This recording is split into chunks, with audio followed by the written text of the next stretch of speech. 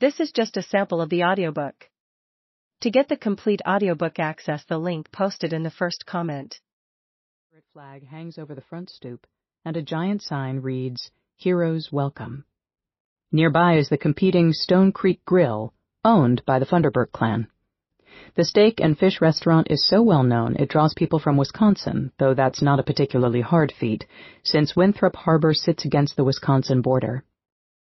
A freshwater marina just outside the restaurant helps bring Wisconsin residents, who crowd the water with boats and yachts in summer months. This place ain't nothing but a little jerk town, always has been, says one longtime Winthrop Harbor resident. We're so small, why, we've tried to get a Target or a Walmart out here for years, but so far they aren't coming. We aren't worth the effort, I guess. Jane's father, Don Osborne, chose not to work for the family business, instead making his own living as a die caster for a local boating company.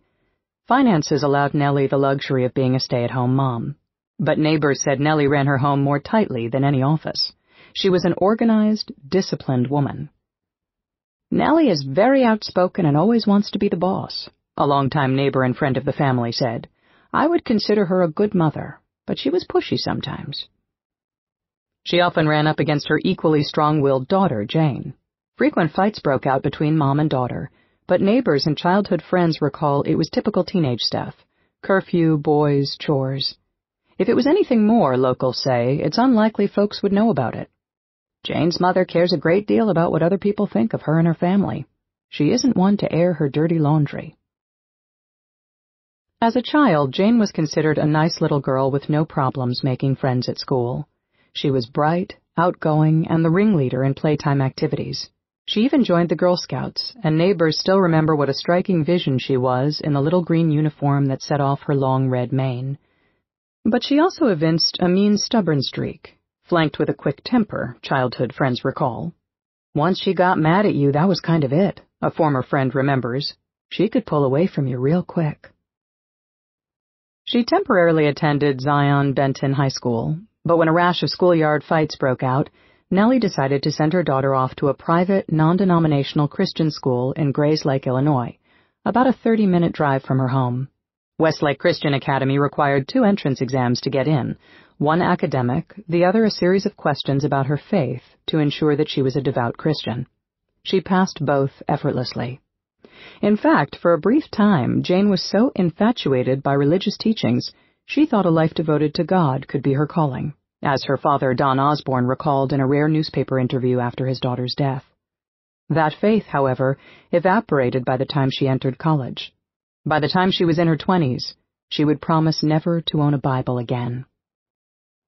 Her family tried to support her early beliefs and gladly paid out the nearly $1,000 in annual tuition and enrolled her in classes, including theology.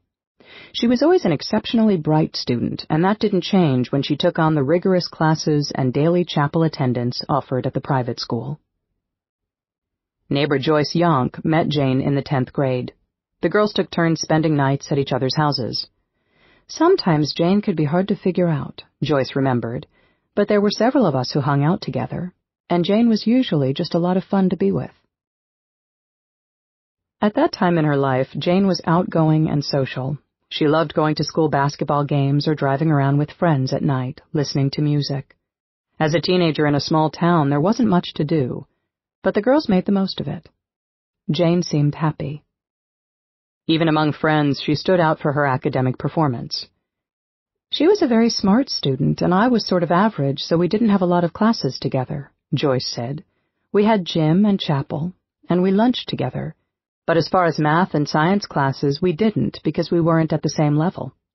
Jane was always in the honors classes, accelerated stuff, but it was a very small school, so you just got to know everybody anyway. Friends took to calling her Mother Jane because of her habit of doling out advice.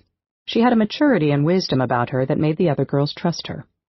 Joyce spent many hours on the phone to Jane, confiding her boy problems, taking comfort in whatever guidance Jane had to offer. Jane reveled in delving into her friends' problems. Yet oddly, when it came to herself, she was quiet to the point of being secretive. There was one boy whom Joyce suspected that her pal really liked, but it was hard to tell if they were dating or just friends, and Jane didn't volunteer the information. She was quieter still when it came to sharing information about her mother, father, sister, or even the grandmother she'd grown to adore.